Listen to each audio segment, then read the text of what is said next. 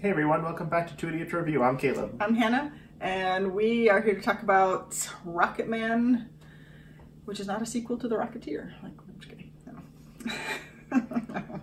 Alright. I'm really tired. But yeah, so Rocketman's the life of Elton John. We saw it last Saturday? Right? Yeah. Yeah. We meant to post this like a week ago, and then we didn't film it, and then we didn't film it, and then we didn't film it. Yeah, we got to go see an early screening of it, and because we're so important people. Yeah. We just bought the ticket. But yeah, so we saw it last week. It still hasn't come out. I think it comes out next weekend. So we wanted to get this review video up. It'll be non-spoiler, obviously, since we don't want nobody else to Spoiler alert: Elton John lives. What? They kill him off in the movie. What I'm all, what? I did not see that coming. I did not see that coming.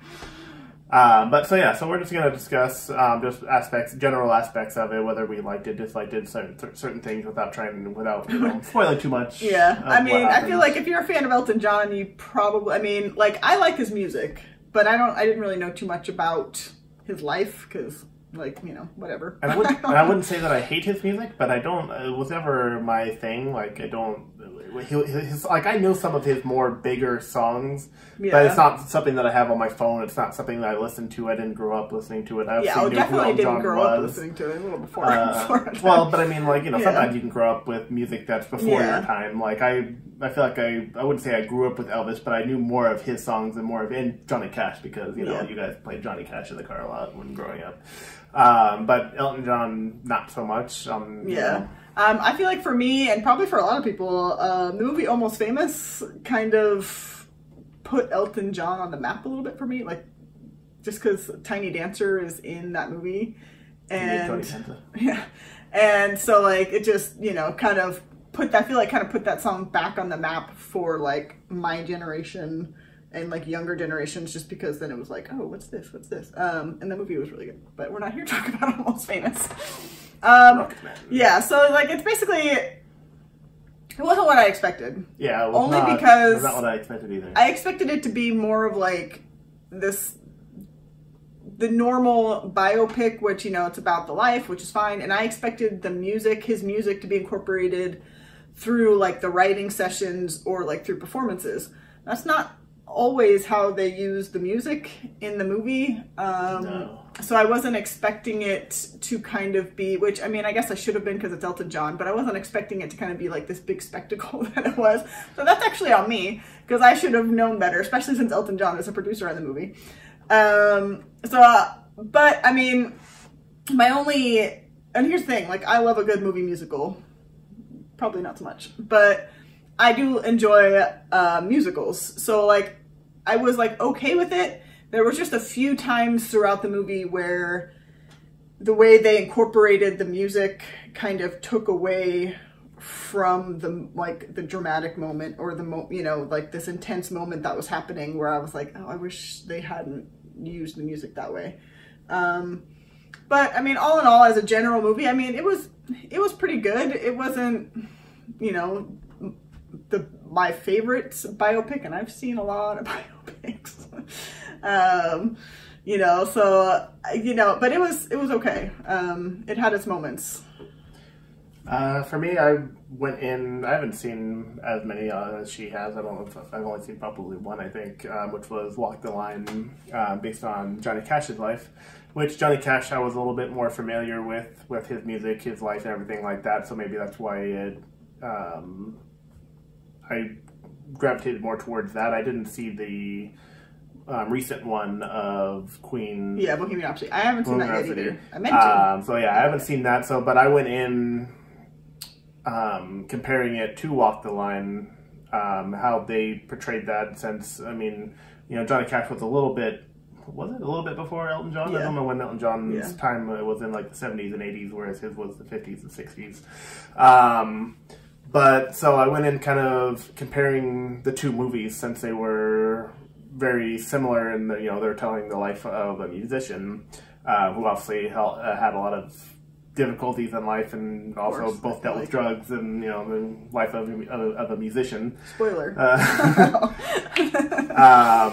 But so I did not like this as much as Walk the Line. I mean, not nearly as much as Walk the Line. Part of the reason is the way they chose to go about it, which was it felt like almost like it was the movie Grease, rather than I would have preferred the little bit more grounded approach like they did with Walk the Line, like she said, where the music was incorporated through like him like attempting to write the songs and performances on stage and all that kind of aspect. Whereas this was all of a sudden like they would just be like in regular conversation. All of a sudden, everybody in the room was just doing like the dance routines and singing like it was like some big like musical. It felt more like this was just a precursor before this becomes a Broadway show. Right. Like that's kind of what it felt like. So I felt like that took me out of the story a little bit because it kind of made it feel less realistic. Because these people don't, at least in my life, people don't randomly just start dancing, all singing together in perfect choreography. But so, I mean, like I said, I can also understand why they took that approach because, it's Elton John and, he didn't do things per the norm and he was very eccentric and very, out there. So that maybe that's why they didn't take such a grounded approach like they did with Johnny Cash, because Johnny Cash obviously is a much and some others. more like darker, I've seen, I've seen the miniseries on like the Beach Boys and the Jackson 5 and Judy Garland and like just a bunch of other like just strictly musicians. I've seen other biopics about like just other people, but like for like musician wise, and yeah, it was more strictly performances like how you saw. So like this one was like, oh, we're going to treat this just like a full-blown like musical where people just burst into song at any moment. So I wasn't expecting that, but like I said, probably should have. And as someone who doesn't know much about the life of Elton John, I felt like they kind of jumped around a lot to where I was like, I don't like how much time has passed. Like I was unfamiliar with like some of those aspects because, it took place over the course of, I don't know, probably 20 years or so, I would say at least. Something like that at least. Which more so because they start when he's a pro, which I would say that they did a good job aging people as the story progressed. Whereas in Walk the Line, I'd watched that movie a couple of times before I realized that took place over like 20-25 years, and like the characters still look the same from the beginning as they did at the end. Whereas in this movie, they did a really good job makeup wise, hair wise. Like his hair starts to thin as the movie goes on, and I'm like, okay, so I'm like, I do know that some time has passed, but that so they did a good job with that, but I'm like, they feel like they kind of like jumped around a lot, and for someone who didn't know his life, I feel like it's just a little bit hard to follow, but that was just me. I will give credit to the cast because I don't know if I'm saying his name right, but Taron Egerton, I mean, he just killed it as Elton. Oh, like, I mean, he was a really good choice for casting. He did like a really good job portraying all the aspects. I'm pretty sure he did his own singing, like everything about it. Like it worked, like him doing that performance like worked. It was hard for me at first because Bryce Dallas Howard was playing his mom and I know she doesn't have an accent. So that like, that was kind of taking me out of it in the very beginning. Cause I was like, it's so weird to hear you with an accent like right now. Cause I've seen her in a bunch of things. So it's, she doesn't usually have it. So yeah, it was kind of weird, but the whole cast as a whole, I think was very well done. Like they had a guy from Game of Thrones. Yeah, you had Rob Stark in there. You had like Jamie Bell, who was his partner, like the writer. Yeah. So yeah, they had a really good cast, and I feel like they kind of did jump around a little bit, like quickly sometimes, like the time jumps. But for people who know Elton John, like, they probably thought it was great, and they probably understood what was going on a little bit more so than I did. But that was just somebody who's not a huge Elton John fan. But I still liked the story, which was I mean, there definitely had some like the dramatic moments that played out really well. But like I said, they also took away from some of the dramatic moments, but all of a sudden now they're in a musical, and I'm like, oh, okay, like because like one of the songs that I know from Elton John, one of his more bigger ones is the Rocketman song, which the movie's named after. Oh, well, you don't want to talk too much about it. I was like, where are we going with this? Spoiler, that song is in the movie. But I didn't like the way they incorporated it. I didn't like the scene that it was incorporated with. I didn't like how they how that was in the movie versus some of the other songs that got to be in the movie as well. Yeah. So that's as much as I'll say about it. But yeah, since that was like what the movie's named after, I thought it would have been maybe just incorporated a little bit differently than how they did it. But yeah. Yeah. But you know, it's like I said, it's Elton, so you got to expect a spectacle. But it was funny when we got into the theater. I was like looking around, and I was like, "We are not the target demographic." We're like the youngest people here. I was like, "We are definitely not the target demographic for this movie."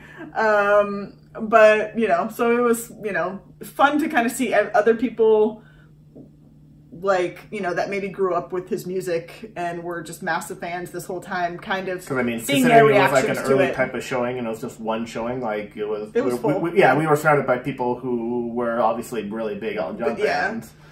And then there was us. And we're all, hey guys. We're just here for, for a review. But yeah, so, I mean, I feel like there's more positives than negatives. And if you're a big Elton John fan, you're gonna like it. I mean, I feel like there's no way around that.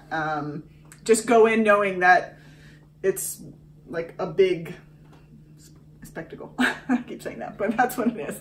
But yeah, I don't think I have anything else to add. I mean, if I was gonna rate it, I would probably give it a 6 out of 10. That's what I was thinking, 6. Like almost a 7. Like I'm kind of on the fence there a little bit between a 6 and a 7, but yeah, somewhere in there. It definitely had its moments of, where I was like, oh, damn. Where if you asked anybody else in that theater that we were in, they're like, 10 out of 10. Yeah, they probably would have really liked it. So it just depends, yeah. If you're like, if you're just someone who's like, I'm not the biggest Elton John fan, then you might have a better perspective of how you might take the movie. If you are a big Elton John fan, you probably already have your tickets. I know. You already have your tickets. You're already like, I don't know why you're even watching this review. But yeah, it's just... Yeah, I think that's what we got. So... Thank you guys for watching. Like, subscribe, comment below if you've seen it or if you're planning to see it. Stay away from spoilers. Yeah, I mean... For other people. I mean, yeah. I mean, I guess. I feel like, it's... I don't know. It's hard for spoilers. Yeah, because it's like, it's a buyout. It's like... He becomes a musician. He sells albums. Spoiler alert, he plays the piano. What? But yeah, so let us know what you guys thought. Like, subscribe. Thanks for watching.